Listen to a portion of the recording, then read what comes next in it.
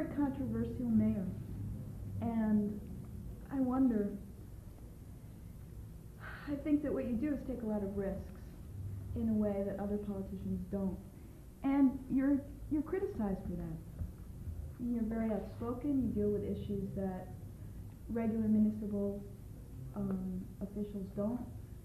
Why do you do it? What are some of those issues? Why are you such a problem? Why do you have such a problem with people criticizing you? I don't have the problem, other people have the problem. But I think, I'll tell you why. I mean, it seems to me that when you're an elected official, a public official, you've got to do two things. Number one, you've got to do, to the best of your ability, the job that you're very conservatively and strictly paid to do, all right? We have got to stimulate economic development. We have got to get our streets and sidewalks repaved.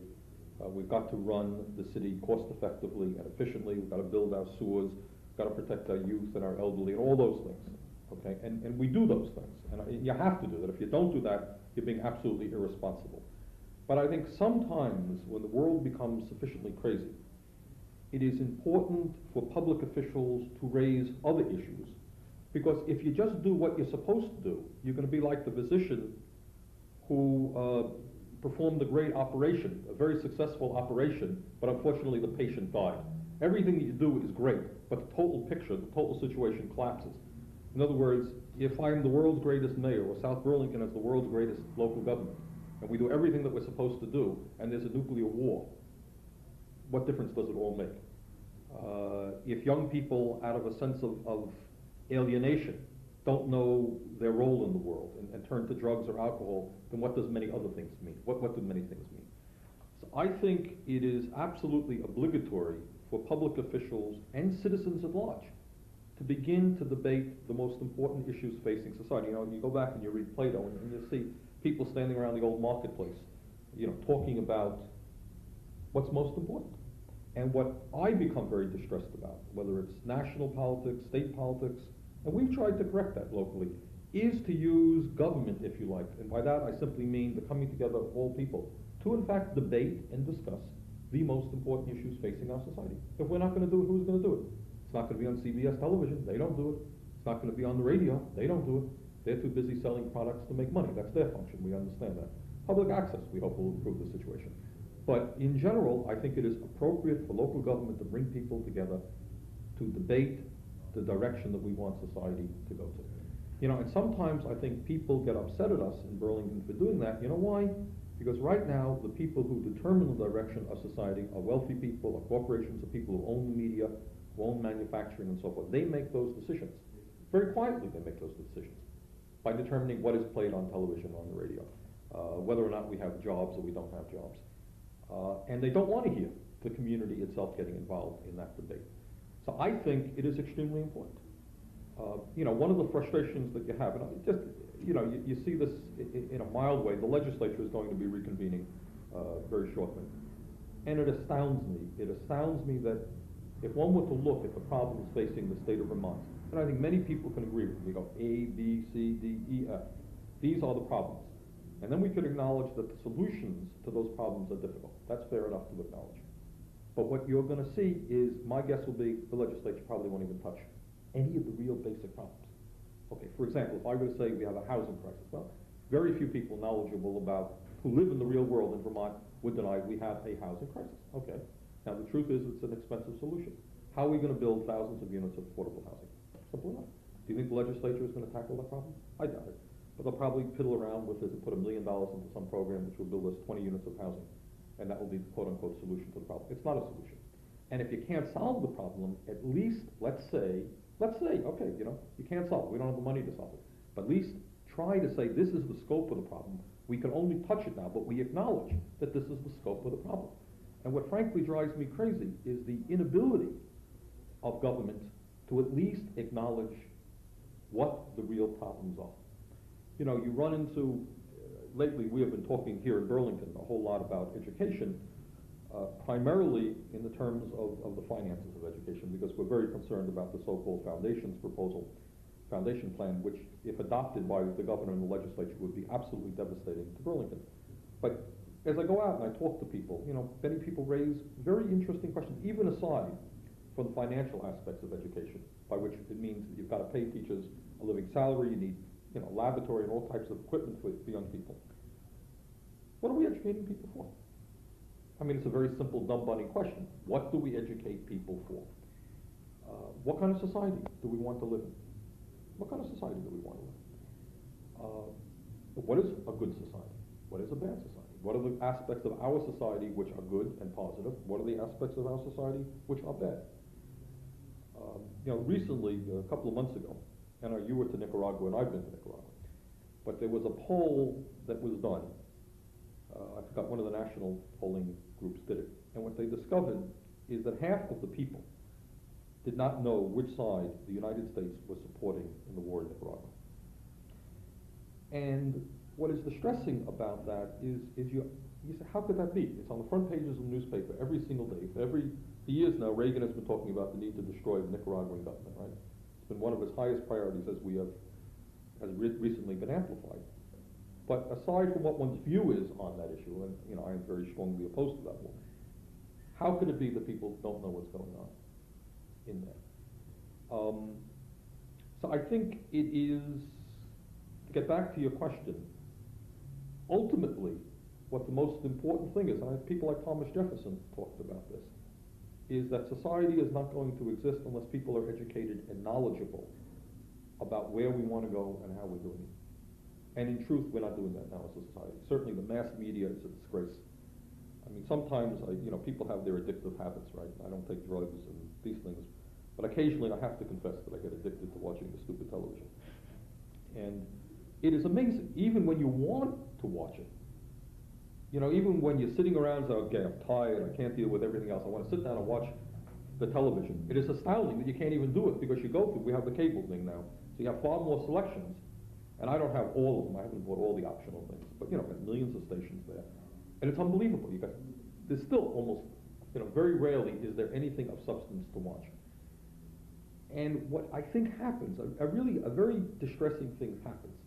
Without being a psychologist, what I think happens is that people live through life. I mean, they go through life and have to deal with all of their problems and their reality. Everybody has a reality.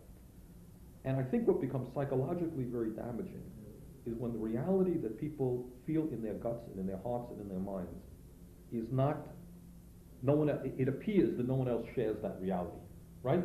So people go through their lives and they turn on television, for example. Is there any indication that their reality exists as manifested on the tube? Very, very little of it. Very little of that. And I think that's very dangerous as a society. We may disagree in everything, but at least let's agree on what is going on in life. And we're not doing that. So I like to see that kind of real discussion take place. When you go out door knocking in the neighborhoods, which you have a tendency to do around election time, but also you keep in touch pretty well, what do people say to you when you knock on their door? I mean, first of all, it seems to me it takes a lot of courage to knock on someone's door and say, hi, I want to know what you think. How do you approach people, and then what sort of response do you get? A couple of things. First, it doesn't take a lot of courage. The first time that I did it, the first time I ever knocked on doors in my life was when I ran for mayor in 1981. And let me tell you, I was very frightened about the first few doors that I knocked, and I started off in the Old North End. And you felt very weird. My God, I'm a stranger knocking on somebody's door. They're going to throw hot water on me. They're going to be rude. Am I being, people are busy. And it was very hard. But by now, I probably have knocked on, I don't know how many thousands of doors, many, many thousands of doors, and it is not very difficult. And in Burlington, at least, what you recognize, I suppose if you went to Los Angeles or Boston or New York, people would have to unbolt 18 locks before they let you in, and they think you were a murderer or something. Burlington people are amazingly friendly. I mean, they really are. I mean, and I think that's true of Vermont. Come on in. You hungry? You want something to eat? People have talked to me while they're in the bathtub. I mean, it's almost been, honest to God. It's, I myself was not in the bathroom with me. I wanted to emphasize that. But, it's good. It's a nice thing to do. And I really wish that I had more time to do it. You just don't. I mean, it's if you're spending 15 minutes with one person, you don't have the time to go out and meet more people. You don't want to simply spend 3 seconds with people, so you have to work a balance. What you find, one of the amazing things that you find is, in one sense, the diversity of people. Just the other night, I was out knocking on doors in the South End, and you see older people, and I think one of the things that you see and why it's always good for a public official to go out is the reality which sometimes forms here in the mayor's office or even in the Board of Aldermen is not real reality. I mean, people who know how to articulate their concerns, often business community people who are have the staff and the expertise to know what they want, their voices are heard. They're heard in the newspaper, they're heard on television. But the average person, the poor person, very rarely has an understanding of how to make their concerns heard. So you go out and you knock on doors. And just the other day, what you see, especially with the elderly, first of all, the number of elderly people in our city, and you see the financial difficulties that they're having, and that's very distressing. Reappraisal has been disastrous to them. They're very frightened about higher property taxes. So you look right away and you see the economic reality of life hitting you right in the face. And it's important to do that in case you ever lose, which I hope I never do, and I don't think I will, but the difficulty that many, many people are having just surviving. You see, that becomes, while governments talk about this concern and that concern, the bottom line, probably the single most important issue, is the fact that many, many, many people just are not making it financially. That's all, period. They're having a hard time knowing how to survive week by week. And we forget that reality. Government very often forgets that reality. So it's good to see that. Mm-hmm. And then, then you go to the next house, and then you have a young parent who is concerned about education in the city of Brooklyn, which is not a concern that somebody who's 75 years old has right now, who is on a fixed income, who has already educated his or her kids. And that's an issue. And then you come into people who may have specific concerns, whether it's the parking problem, or traffic flow in the city, or housing. I mean, there are dozens of different issues, but one of the, amazing things, and they're beautiful things in a sense. I mean, there are many different people who have many different concerns, and it's what makes kind of life interesting and exciting. But I think one of the things that I would love so much to see, and I would like to see changes in the school system as well, is to get people thinking basically, real basics, about the kind of city, the kind of state, and the kind of world that they want to live. Because that very rarely happens. And then you get criticized, well, you're a dreamer, or you're just an idealist. Somebody's got to do that. I don't mean me or you, but I think the people themselves. For example, when you talk about economics, you talk about finances, the most important thing to understand about financial matters in the United States is that we have the capability of virtually solving all of our economic problems within 1 year's time, if one wanted to do that. We're spending $300 billion on the military right now, and everyone says, well, it's a lot of money. The truth of the matter is probably, if you had a president of the United States who was concerned and wanted world peace, and if you had a leader of the Soviet Union who wanted world peace, and the Soviet Union's economy is being devastated also by military spending. They have many serious problems.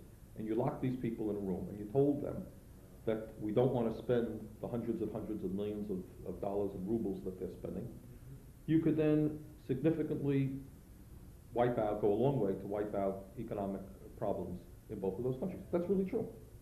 That's really true, I believe. Except that you've got a war economy that's funded by that, which is a whole other level. Right, but I think you could deal with it, because I think there are many workers, correctly, who are scared, who are frightened about losing their jobs if they're in the war economy. And what you have got to do is guarantee to those workers, as you could, I believe. I mean, it's not simply closing down military plants. It's a question of spending that money in different directions that are desperately needed. So I think you can have a full employment economy, which is not based on war. But there aren't too many. How often does one hear that discussion, really? And how many models of that are there? I mean, if we look at Western and Eastern economic systems, don't we find very much sustained by war economies? Absolutely. There's close to $1 trillion being spent at a time when so many people are literally starving to death at any given day. So how do we, is the solution to untangling this incredible symbiosis locking the two main world leaders in a room, or? Well, I think that's a start. I think you can go further than that. Obviously, you're going to have to, and I'm not saying that it's easy and that it happens overnight. But the main point that I'm making is here is an issue all of them, we're concerned in our own city.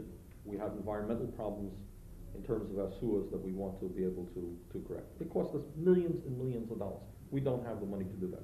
We know that there are people who are in desperate need of improved health care and who can't afford it. We know that there are thousands of kids in Vermont who would like to go to college who can't afford that. I mean, we can tick off the financial needs that exist. Housing, my God, we need to build millions of units of housing. There are cities in America, not in Vermont, I should point out, but there are cities throughout America that are literally falling apart. Hundreds of thousands of people living out on the streets. There is tremendous need for spending in those directions. And yet we don't have the money available because we're propping up war economies all over the world. Not to mention that if you keep spending more and more money, as I think everybody realizes, you're eventually going to have a nuclear war. Where is that issue? Where is the understanding that you've got to change that and change that quickly? Who's debating that issue? Vermont State Legislature? No.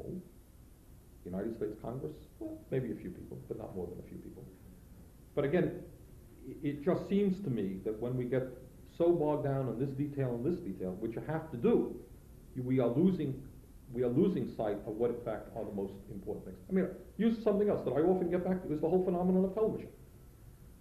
Television has extraordinary importance. Everybody understands that. Who is sitting around and saying, my God, here you have a technology which affects the lives of the entire country. Everybody watches television. The average American spends 40 hours a week on television. How come all you get on television, or 90% of what you get, is garbage? Who is sitting around saying that how can we use television to educate, entertain, improve communications, make a better society? Is that an issue that the Congress will be talking about? I don't think so. I don't think it will be mentioned. And yet anyone with any sense at all understands the tremendous impact of television. Is all the television should be used for, as it presently is the case, is to sell products? Well, do you think that the people that you talk to, the one-on-one encounters that you have, you're talking to people who have very specific concerns, who may not be trained to be articulate as the business community or the intelligentsia is, but they can articulate what their concerns are. Do you think that they're cynical about television? I would say, I don't know the answer to that. I think I've only had one experience in that area, and that was many, many years ago with Vermont Educational Television, actually. And what we found in that process is that people were really very interested in what was appearing on television. Some had strong feelings one way or the other. My guess would be, for example, well, what we also learned, I mean, I can tell you in dealing with cable TV, whether it's the French-speaking station, there was a great deal of concern about that, or the nature of programming. You know, we would like this station rather than that station. Yeah, I would say that there is a lot of concern. People spend a lot of time in front of the tube, and what they watch is, I think, important to people. And I would be willing to bet that if the Vermont State Legislature dealt with something like the quality of television, I think you would stimulate tremendous interest. We know there are many groups that are concerned about the violence that's on television, the impact that has on kids, or sexism, or racism, or so forth. But if the government itself was willing to say that, yeah, we think that, you know, the quality of television in terms of public health, if you like. All right, what we say in Burlington and in Vermont, you're not allowed to, you know, dump garbage into the lakes. All right, we've said that that's important for health. And again, it's a tricky issue because I happen to believe very strongly in the right of freedom of expression. Presumably there's somebody outside there watching this program right now saying, this is garbage, get this program off the air. Who wants to hear this guy? You know, but what I think is if one studies, as has been studied, the impact of television on people's lives, it's enormous. And there's very little real discussion about that. Who's going to discuss it? Well, the question is, how do you raise the issue? Where's the responsibility to do so? And it seems to me that citizens are as responsible as government officials to raise the issue. Right. And so what happens is not so much that we place the burden of proof on the government to raise the issue, but to either maybe create an incentive for the dialogue or be listening carefully so that when community organization happens, you're exactly right. We've and got a discussion. But one of the problems, and the major problem, political problem that I see, is that for a wide variety of reasons, many, many people feel helpless about the process. So that if you go to people and you say, well, what do you think about the quality of television? You think it's good? I think you'll have large numbers of people saying, no, I really think it's a disgrace. You know, I can't let my kids watch it, da-da-da-da. And then if you say, well, what do you intend to do about it? Well, What can I do about it? I'm just an ordinary citizen, you know?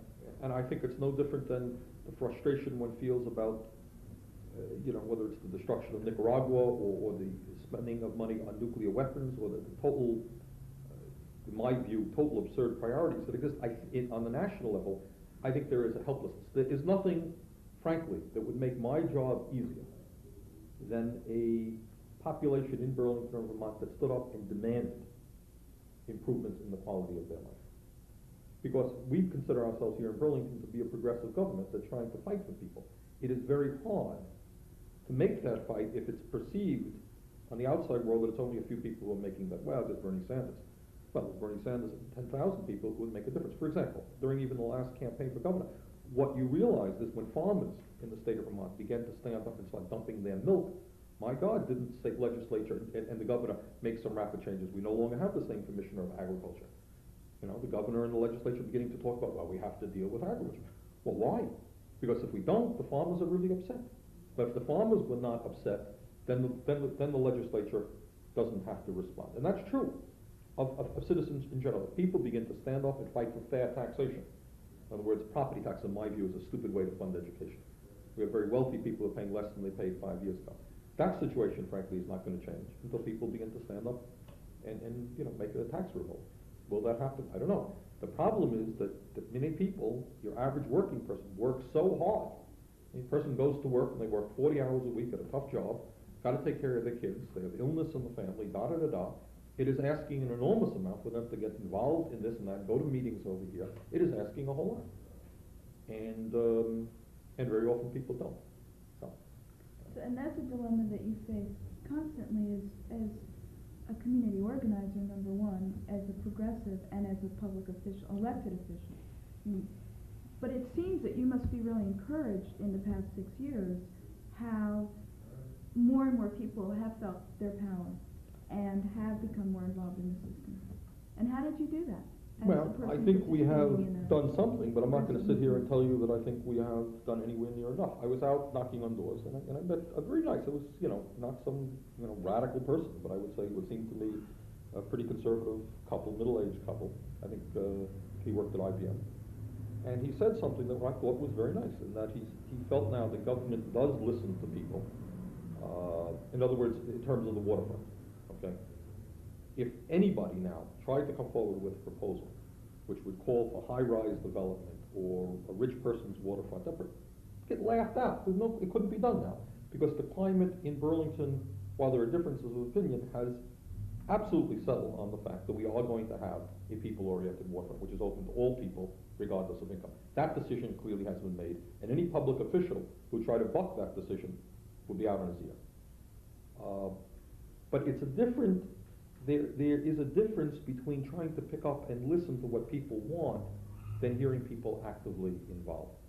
You could have, all that would require, for example, for the Vermont State Legislature to deal with the issue of property taxes, housing, daycare, healthcare, and a good state aid to education formula, all of the problems, agriculture, would be, all you would need is 5,000 people on any given Wednesday to go marching down to Montpelier with a list of demands, tell the legislature that's what they want, that's what you get.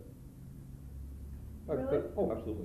Because if you got 5,000 people down there, and the legislature and the governor would well understand that those 5,000 were really speaking for many, many more thousands, you get that. But so long as people are not able to be mobilized, then the legislature can pretty well go its own way, and they'll assume that people don't know what's going on anyhow, which is probably true. I think, you know, as I look at what the legislative priorities are, it's almost like a joke. I mean, it makes one, and I don't want to just focus on the Vermont State Legislature. I mean, I think it's true of many governments, that probably they could disband in a week and go home, because I don't know that they're going to be really dealing with significant problems. And they're never going to deal. They're not going to deal with significant problems until the people themselves says, look, we can't afford higher property taxes. You have got to do something. Okay? We can't afford higher telephone bills and higher electric bills. Solve that problem. The cost of health situation, which is a joke in this country, where people are afraid to get sick. You have to deal with that. But the system basically tries to tell people, A, that's not a political issue to begin with. What's healthcare? We're not even going to talk about healthcare. Or maybe only in a very limited way. Or B, that if it's an issue, there's really nothing that we can do about it. Well, who can do something about it? basically it tries to tell people that the problems are all very confusing, they're complicated, we can't do anything about it anyhow, so just grin and bear. You know, that's the way that people's energy. I can't do anything about it. So why do I bother to vote? So half the people don't even vote, you know. And it goes on and on and on. So the major, you know, I think the major challenge is to get people involved, to get people to understand they have the right to stand up and fight for what they are entitled to as human beings. And once that process begins, and you've seen it, I mean, history is resplendent with all of these, whether it's the women's movement, or the black movement in America, or the labor movement of America. Whenever people begin to stand up and fight for their rights, they get it. Because government almost has to respond. But what you will get is when people are confused and are led to believe that they are powerless, then life goes on merrily, the rich will get richer.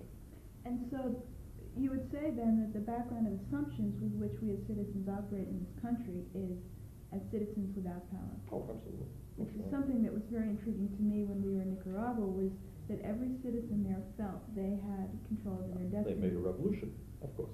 And of course the lies that, I mean, you're not, I don't even want to get into that issue, the whole way the Nicaraguan revolution has been treated, the absolute, I mean, one of the interesting things, I'm sure it'll be misinterpreted, so I'll say this slowly, is, you know, some of the right-wing people are saying, my God, the press and the media are picking on poor President Reagan. And in a sense, they're right.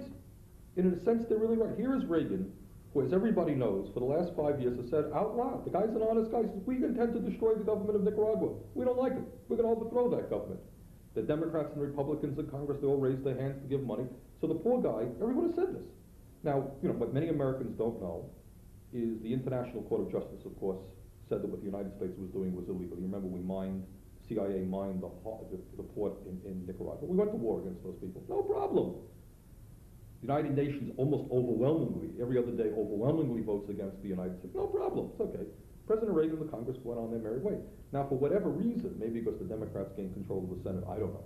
Suddenly the guy for mere $10, $20, $30 million is caught with his pants down, everyone is turning on the guy. And you know, to me, it's almost absurd. He has been saying that we intend to violate the law. Law doesn't mean anything else. We're going to overthrow that government and cause them terrible suffering. He's been saying this for 5 years. Now what, for a mere 10 or 20 or $30 million, they've been violating the law for years. Everybody who wants to know it knows it.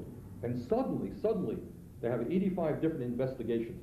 And what really gets me, this is interesting, in the midst of all of these investigations about how the Iranian money ended up going, you know, this weapons deal ended up going to Nicaragua, I haven't yet heard that the Congress is willing to even debate, once again, the moral issue of whether the United States has the right to overthrow the government.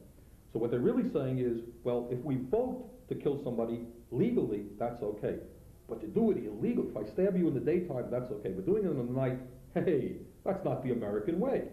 And the absurdity of this thing, the front pages still lie. I mean, over and over again, you pick up the paper and they keep talking about the communist government of Nicaragua. Government of Nicaragua does not consider itself communist. Marxist-Leninist government. Marxist-Leninist, the terrorist government. You know, the lies continue. But for whatever reason, which is interesting, I don't know, maybe the media got bored with Reagan or they got upset that he has, I mean, obviously his relationship to the media, and he's been spoon-feeding them for 6 years, and maybe they got a little bit tired and a little bit angry and they turned on him. Well, they need to look like they were doing their job. But their real job, and if they wanted to really do their job, they can expose the whole morality of what has been going on in Nicaragua. And in a sense, one almost feels sorry. The poor guy must not know what's happening to him. He's been doing this thing for 5 or 6 years, doing the same damn thing, and now everybody is turning on him because, you know, he's trying to destroy Nicaragua. Well, I don't know. Well, you can make that case for the liberal press very much in this instance, but as you say, what they're still not doing is questioning the background of assumptions. Right, and I have not heard the Congress saying, we want to rethink whether or not we want to support this band of murderers to overthrow the legitimate government of Nicaragua. I haven't heard that. I haven't heard that at all. And no one's really discussed the role of the military. I mean, barely spoken about how these decisions are made underneath the administration. Right. So it's time. Okay. Another quick half hour. Another episode. Bernie speaks with the community.